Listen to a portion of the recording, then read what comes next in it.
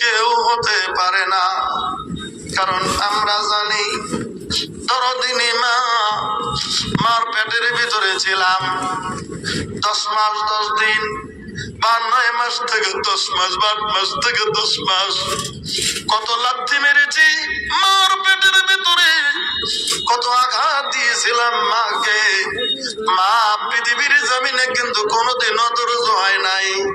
খালি একটা চিত্র আপনাদের কাছে তুলে ধরছি ভাই আমার। মা কাকে বলে পৃথিবীর জমিনে আমরা কি বুঝেছি? কাকে মা বলে পৃথিবীর জমিনে কি আমরা বুঝি? মা কোন জিনিসটা? পৃথিবীর জমিনে মা এমন একটা জিনিস, আমরা যদি একটু নজর করে দেখি একটা মুরগির দিকে, মুরগি শুধু ডিম গুলি কুসুম দেয়, 20টা বাচ্চা তোলে, মা হিসাবে গণ্য হয়ে যায়। যদি সিল এসে যায়, যদি কাক এসে যায়, নিজের বাচ্চা গুলি ডাক দিয়ে নিজের পাখের তলে নিয়ে নিজের সংরক্ষণ দেয়। বলেন কথা ঠিক কিনা?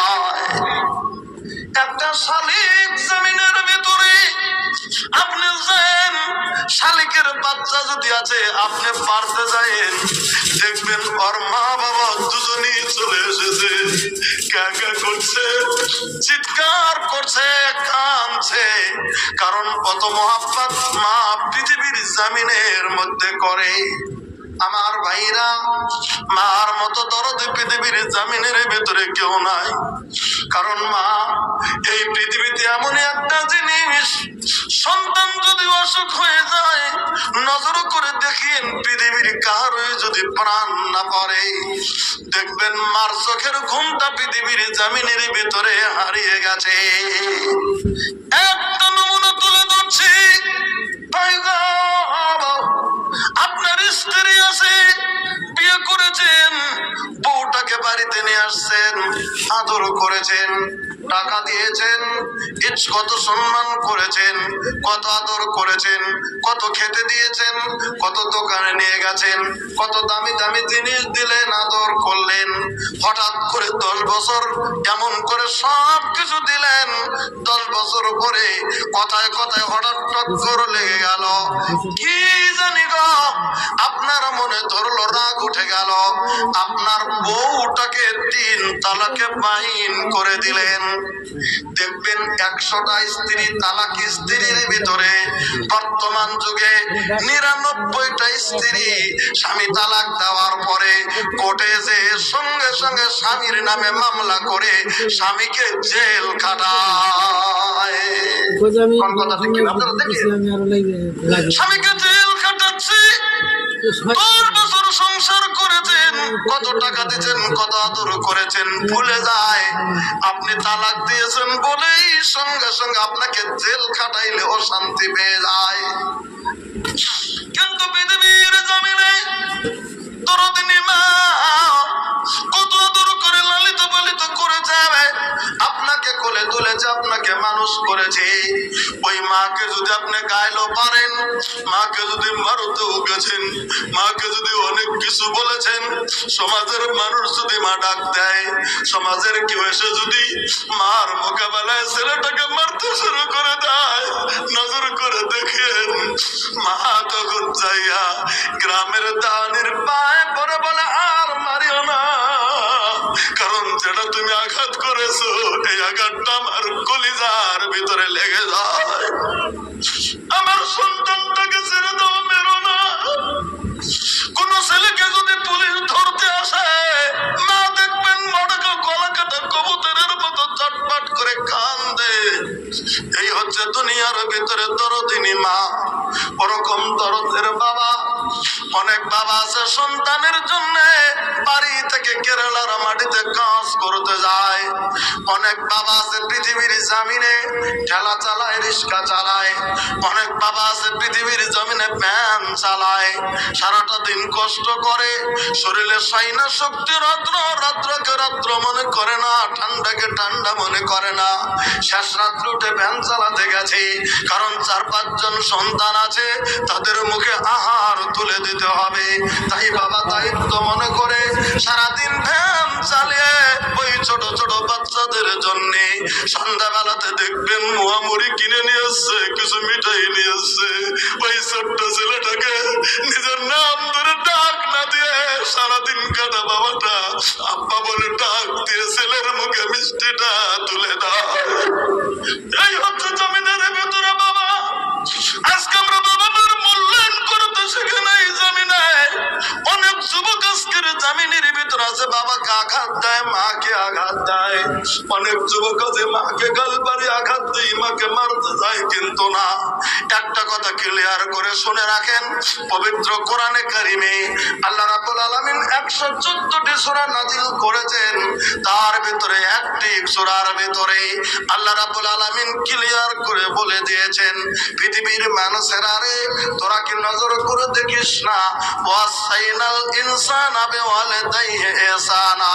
আমি আল্লাহ রাব্বুল আলামিন হুকুম করে দিলাম, আমি আল্লাহ হুকুম করে দিলাম এই পৃথিবীর জমিনে তোদের বাবা মায়ের সঙ্গে ভালো ব্যবহার করার জন্য, তোদের বাবা মায়ের জন্য সৎ ব্যবহার করার জন্য আমি আল্লাহ রাব্বুল আলামিন তোদেরকে হুকুম করে দিলাম।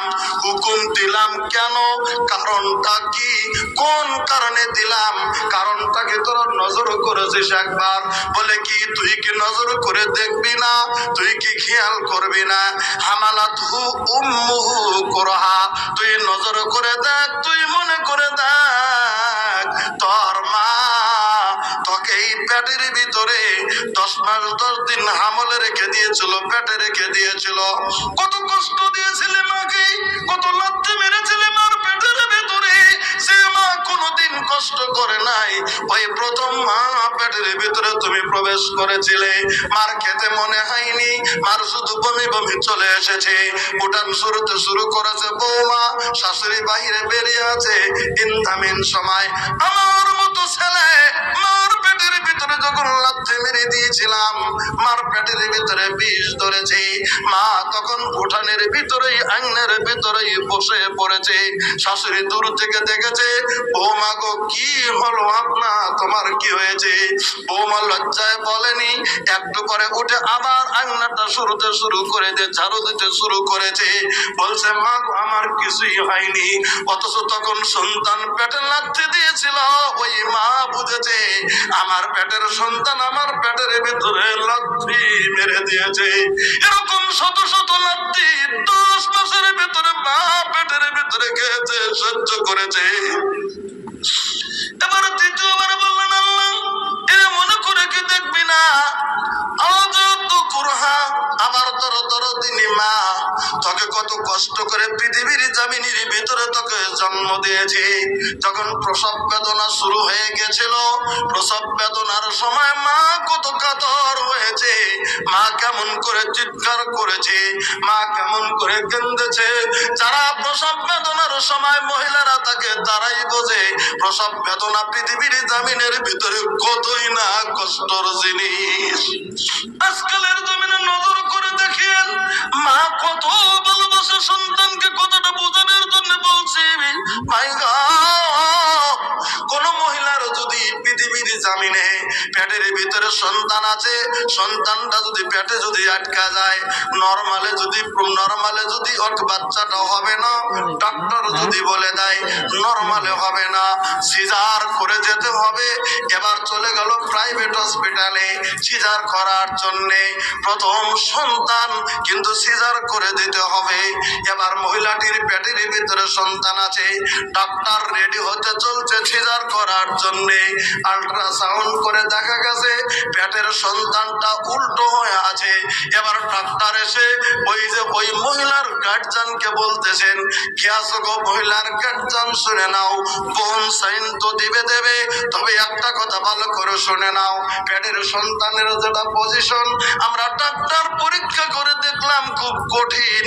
তবে দুটি এখানে কথা আছে, একটা হচ্ছে এমন অবস্থায় সন্তানটা আছে, যদি সন্তান বাঁচাতে চাও তাহলে তোমাদের বেটি বা তোমাদের বৌমা বা তোমার স্ত্রীটা বাঁচার সম্ভাবনা কম।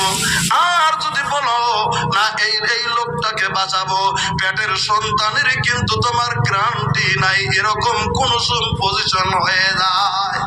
আমার বাইরে কোন ডাক্তার যদি বলে দেয় আর মহিলাটা যদি আরেকটা বুঝে নিতে পজিশনের মহিলার ভিতরে 99 জন মহিলাই বলে দেবে, স্বামীকে ডাক দিয়ে বলবেন, স্বামী গো আমি শুনেছি, বুঝতে পেরেছি, ডাক্তারের কথাটা বুঝে নিয়েছি, আমি আরিটারে বুঝে নিয়েছি, আমার পেটের সন্তান যদি বাঁচাইতে চান আমি মরে যাব, আমি যদি আমাকে বাঁচাইতে চান সন্তান মরে যাবে। স্বামী গো আমি খুব কষ্ট করে আমি পেটের ভিতরে সন্তানটা রেখে দিয়েছিলাম, স্বামী গো অনুরোধ করি আমার পেটের কলিজার টুকরাকে মেরে দিয়েন না। স্বামী গো আমি যদি মরে যাই, আমি যদি মরে যাই আপনার হাত ধরে বলছি, স্বামী গো আমার সন্তানটাকে আপনি দেখে দেখে রাখেন, আমার সন্তান যেন কষ্ট পায় না। আপনি তো বিয়ে করবেন স্বামী গো, কিন্তু আমার পেটের এই সন্তানটাকে, আমার নয়নের পুতুলটাকে আপনি পৃথিবীতে দেখে রাখেন গো স্বামী। আমি আপনার পায়ে ধরে আমি এই অনুরোধটা করলাম। পৃথিবীর জমিনে মার তুলনা নাই।